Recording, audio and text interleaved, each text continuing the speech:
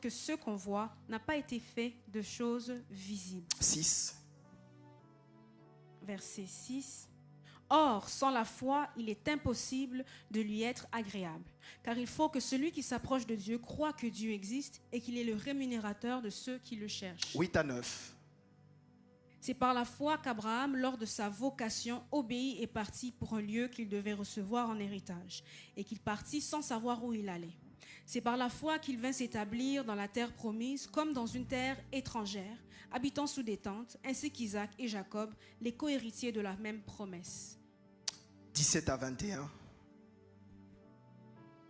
C'est par la foi qu'Abraham offrit Isaac, lorsqu'il fut mis à l'épreuve, et qu'il offrit son fils unique, lui qui avait reçu les promesses, et à qui il avait été dit, en Isaac sera nommé pour toi une postérité. Il pensait que Dieu est puissant, même pour ressusciter les morts, aussi le recouvra-t-il par une sorte de résurrection. C'est par la foi qu'Isaac bénit Jacob et Ésaü, en vue des choses à venir. C'est par la foi que Jacob, mourant, bénit chacun des fils de Joseph et qu'il adora, appuyé sur le bâton de son bâton. Hébreux chapitre 12, verset 1er au 2e. Hébreux 12. On y va. Nous donc aussi, puisque nous sommes environnés d'une si grande nuée de témoins, rejetons tout fardeau et le péché qui nous enveloppe si facilement et courons avec persévérance dans la carrière qui nous est ouverte. Ayant les regards sur Jésus, le chef et le consommateur de la foi, qui, en vue de la joie qui lui était réservée, a souffert la croix, méprisé l'ignominie et s'est assis à la droite du trône de Dieu. Le dernier texte, Hébreux chapitre 13, versets 7 à 8. 7 à 8. Hébreux 13, 7 à 8. Souvenez-vous de vos conducteurs qui vous ont annoncé la parole de Dieu. Considérez quelle a été la fin de leur vie et imitez leur foi. Jésus-Christ est le même hier, aujourd'hui et éternellement. Est-ce qu'on peut lire les derniers textes ensemble? On y va. 1, 2, 3. Jésus-Christ, on y va? Jésus-Christ est le même hier, aujourd'hui et éternellement. Vous pouvez vous asseoir, que Dieu change le logos en rhéma ce matin.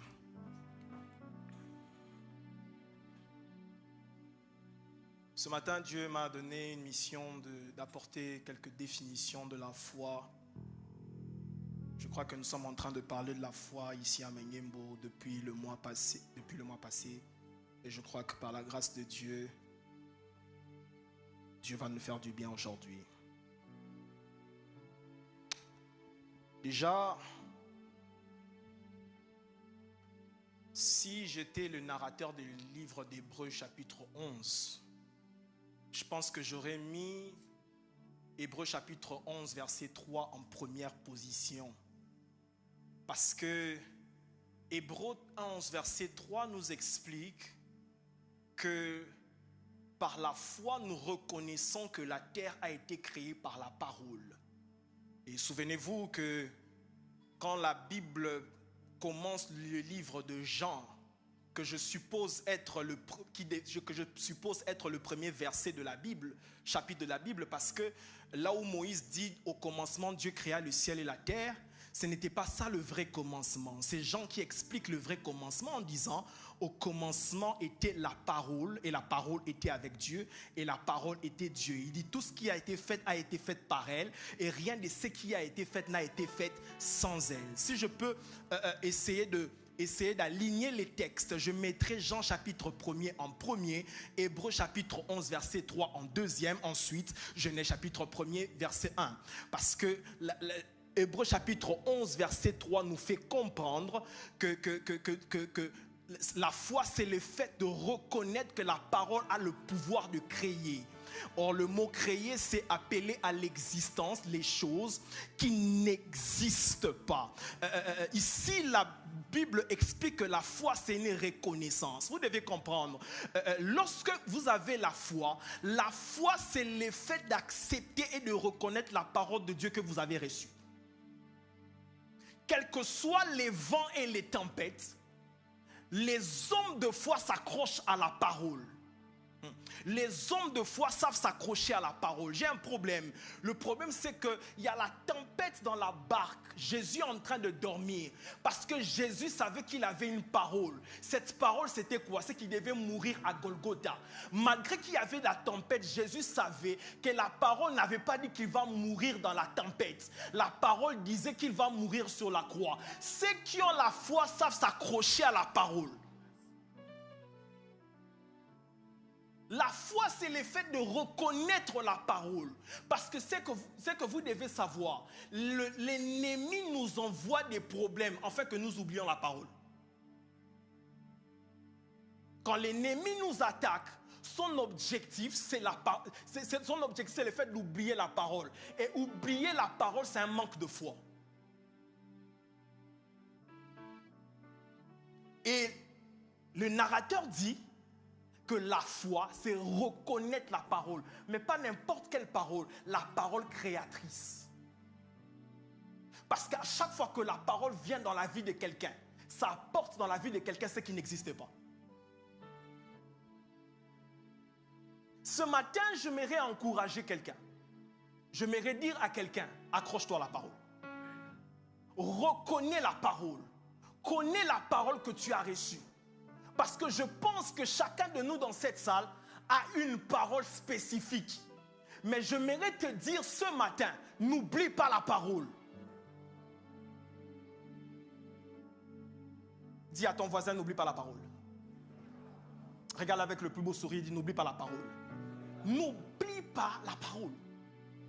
Parce que le fait que tu oublies la parole, le manque de foi commence là. Plusieurs ici, vous vous souvenez plus des paroles que vous avez reçues. Parce que vous êtes accablés par des situations. Mais j'aimerais dire à quelqu'un, lorsque Dieu parle, il accomplit ce qu'il a dit. Je vais même rectifier ça. Pourquoi je rectifie? Parce que Amos 3,7 dit, Dieu ne fait rien sans avoir annoncé ses secrets. Je comprends. Quand Dieu parle, c'est qu'il a déjà fait. Dieu, les faire de Dieu ou les actions de Dieu précèdent toujours la parole de Dieu. Quand tu vois Dieu parler, c'est qu'au préalable, il avait déjà fait.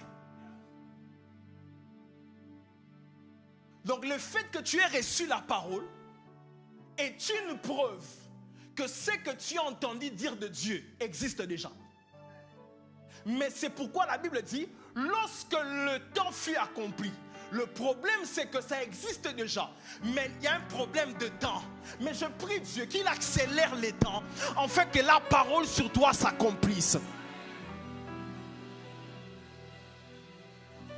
Et Hébreux 3 vient nous expliquer que après avoir reconnu la parole de Dieu, la prochaine étape, c'est Hébreux 6.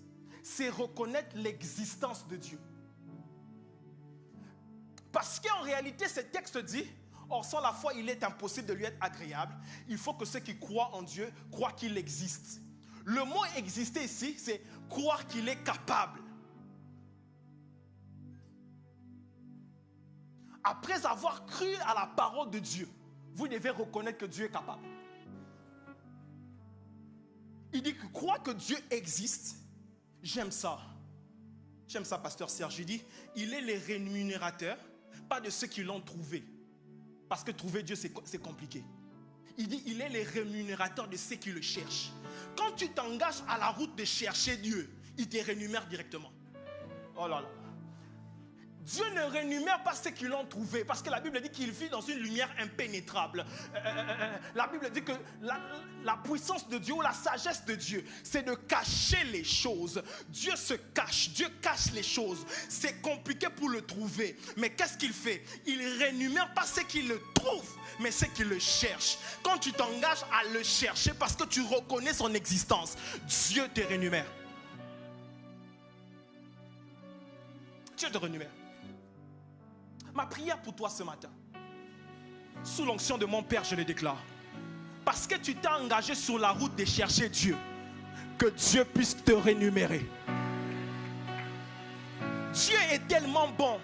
S'il disait qu'il est le rémunérateur de ceux qui le trouvent, personne n'allait recevoir la rémunération. Personne. Parce que même ceux qui voient Dieu comme Jean, il dit, je voyais comme.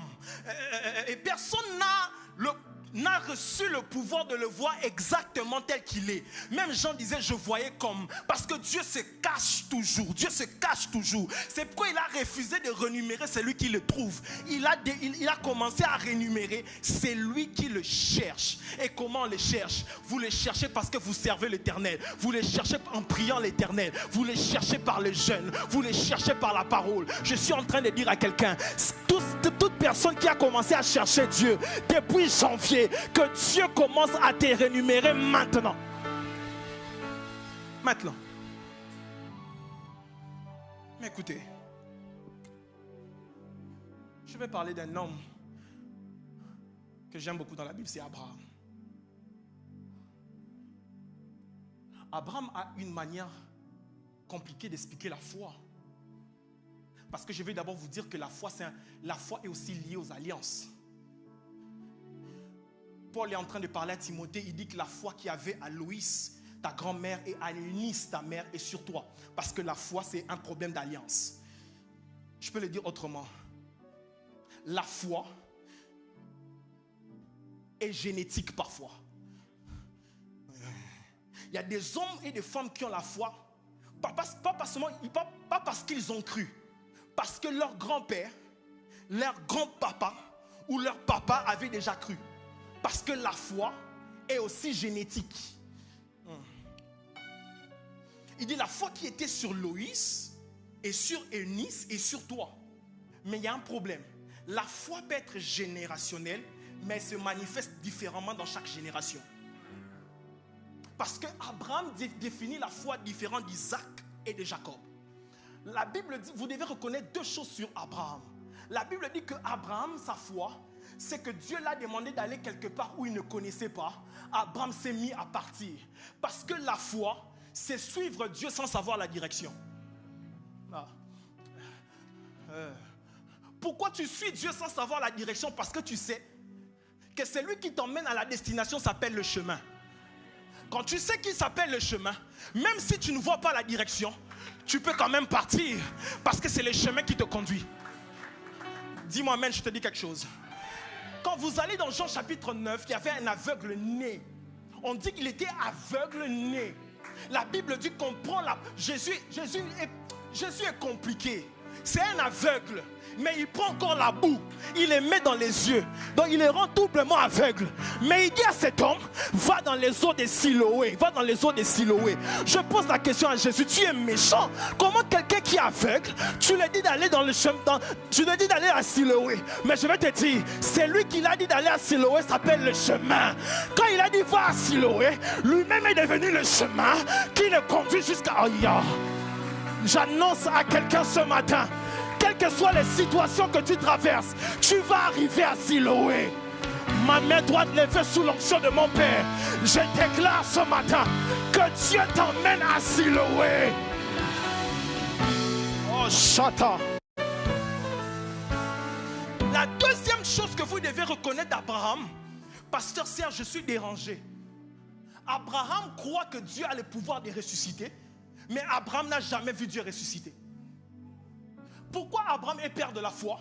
Parce qu'il croit en Dieu pour les choses qu'il n'a jamais vues. Oh. Abraham n'a jamais vu Dieu ressusciter un mort. Mais il croit que Dieu avait le pouvoir de ressusciter Isaac. Ancien Joël, la foi c'est quoi? La foi c'est croire en Dieu pour des choses que tu n'as jamais vu Dieu faire. Oh. C'est croire en Dieu pour des choses que tu n'as jamais vu Dieu faire. Abraham dans son background, il n'a jamais vu Dieu ressusciter un mort. Mais il a cru que Dieu était capable de ressusciter Isaac. La foi, c'est croire en Dieu pour des choses que tu n'as jamais vu Dieu faire. Ma main doit te lever. Que Dieu fasse des choses qu'il n'a jamais fait dans ta famille. Oh. Après Abraham, c'est Isaac. On dit que la foi, c'est quoi pour Isaac? La foi, c'est le fait qu'Isaac ait béni Jacob et Ésaü. Je ne vais pas aller là-bas, mais la foi pour Isaac, c'est bénir. Mais après Isaac, c'est Jacob. C'est Jacob qui me touche le plus. On dit que la foi pour Jacob, c'est le fait qu'il ait béni ses fils. Et après avoir béni ses fils, il s'est appuyé sur le bâton et a commencé à adorer. Quelqu'un va me poser la question, ça veut dire quoi? Ancien Joël, le bâton c'est une histoire. Le bâton c'est une expérience. Parce que dans l'histoire de bâton, il était un arbre. Après qu'il soit un arbre, on l'a découpé. Après qu'on l'ait découpé, on l'a emmené pour qu'il devienne le bois. À chaque fois que tu vois un bois, il y a une histoire derrière le bois. Je vais finir là. La foi, c'est quoi? La foi, c'est reconnaître que le Dieu qui agit hier, le Dieu avec qui j'ai une histoire, peut agir aujourd'hui jusque demain. C'est qu'avec la foi, c'est quoi? C'est que quand les épreuves viennent, je regarde à l'histoire. Onya, c'est bon?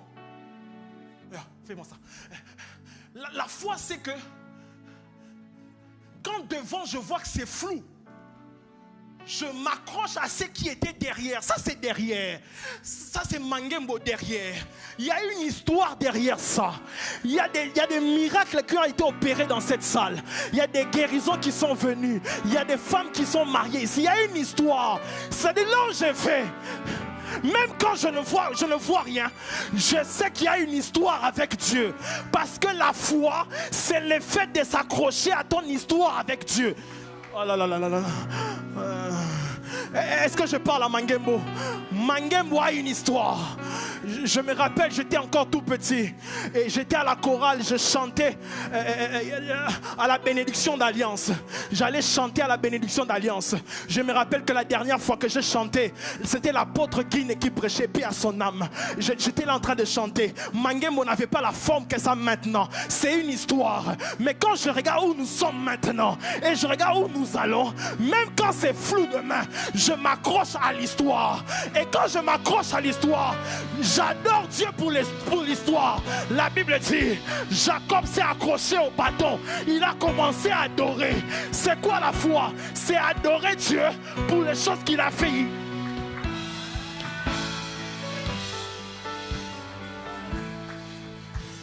Est-ce que le protocole peut m'aider avec un balai? Je vais illustrer les bâtons. Donnez-moi un balai. Le bâton. Le bâton. Je suis sûr que quelqu'un a un bâton ici. Rappelez-vous que Jacob a été frappé dans la boiture de la hanche. C'est que dans son histoire, il ne peut pas marcher tout droit. Il doit s'appuyer à quelque chose. Ce matin, je ne suis pas venu pour des gens qui marchent normalement. Je suis venu pour des gens qui sont déjà penchés par des problèmes de la vie. Pour te dire, accroche-toi à ce que Dieu a fait. Car Dieu est le même. Hier, aujourd'hui, éternellement. Mais le comble avec Jacob, c'est quoi? Quand il s'accroche à l'histoire, il adore. Il adore. Même si les hommes n'arrive plus à chant. Ça c'est Jacob, ça c'est Jacob. Le chant doit... Oh. J'aimerais dire à Mangembo ce matin, Dieu a agi hier, il agit aujourd'hui et il agira demain. J'aimerais que quelqu'un ici s'accroche à son bâton, s'accroche à l'histoire, qu'il regarde derrière. Le problème avec quoi? C'est que quand le manque de foi vient, tu oublies ce que Dieu a fait. Est-ce que vous avez vu les photos? Est-ce que vous avez vu d'où nous venons? D'où nous venons? Est-ce que c'est pareil à ce que nous sommes maintenant? Les choses ont changé. Et c'est une preuve que demain sera meilleur. Je suis venu annoncer à quelqu'un ici. La foi, c'est chanter quand ça ne va pas. Parce que hier, Dieu avait fait. Ce n'est pas le problème de maintenant qui vont me décourager. Même si les hommes n'arrivent plus à chanter, ta louange. Oh, le chant d'oiseau. Est-ce que je suis venu dire à Mangemo ce matin? À chaque saison, il y a une attitude de vie. Et maintenant, Dieu m'envoie comme prophète pour vous dire, c'est la saison des adorations.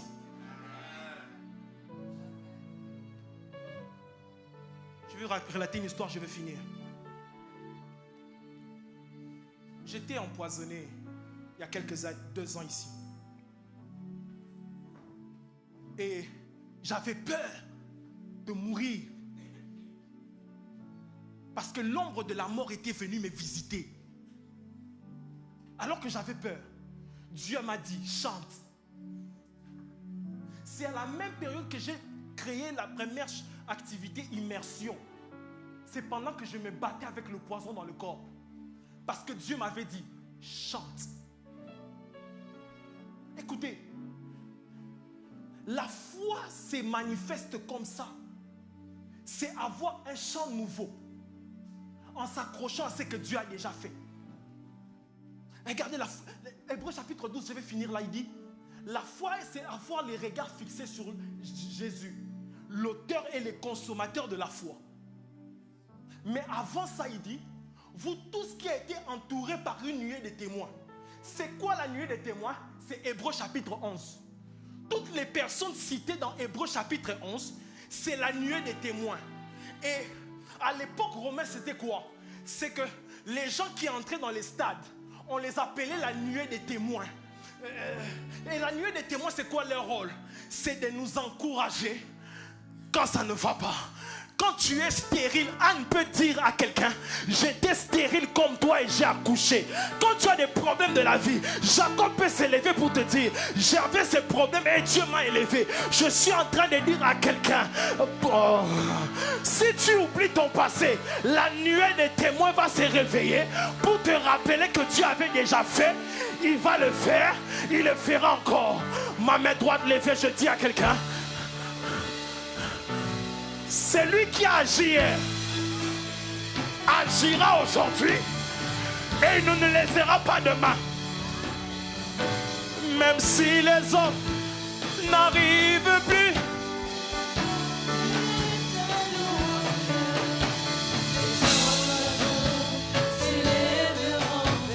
Est-ce que quelqu'un peut s'élever et adorer Dieu avec nous? Même si les hommes ne voulaient plus célébrer ta louange, les pierres s'élèveront vers toi. Si le plus fort, le temps peut s'arrêter. Le temps peut s'arrêter et les étoiles tomber du ciel. Tu es Dieu, ton règne n'a pas s'il est encore de fin. Jésus, même si les hommes n'arrivent plus à chanter ta louange, le chant doit les chants d'oiseaux s'élèveront vers toi. s'il est avec moi, le temps peut s'arrêter. Le temps peut s'arrêter et les étoiles tomber du ciel. Tu es Tu es Dieu, ton règne n'a pas de fin. devant ton sanctuaire, devant ta marche, je vis mon vrai bonheur plus fort. Je vis mon vrai bonheur dans ton intimité. C'est ta sainteté. La sainteté comble mon cœur de la joie du ressuscité. Seigneur, Seigneur, je te dis merci. là-bas, quand chante là-bas, voici la